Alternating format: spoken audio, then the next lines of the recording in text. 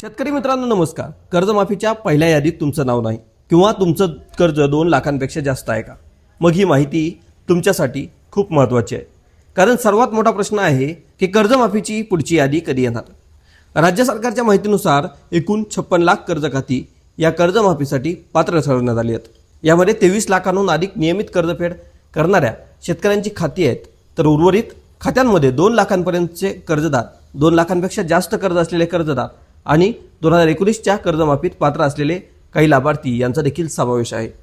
आतापर्यंत सुमारे 17 लाख खात्यांची यादी जाहीर झाली आहे। या शेतकऱ्यांची ई-KYC करण्याची प्रक्रिया सुरू आहे, मात्र 12,70,000हून अधिक शेतकरी अजूनही पुढील यादीच्या प्रतीक्षेत आहेत। याशिवाय 2 लाखांपेक्षा जास्त कर्ज असलेल्या सुमारे 3,69,000 शेतकऱ्यांसाठी वन टाइम सेटलमेंट OTS ही प्रक्रिया राबवली जाणार आहे।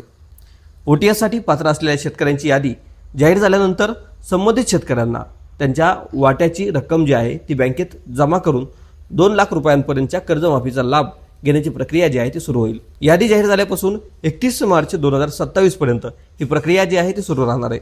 या कालावधीत पात्र शेतकरी OTS पूर्ण करून या कर्जमाफीचा लाभ घेऊ शकतात।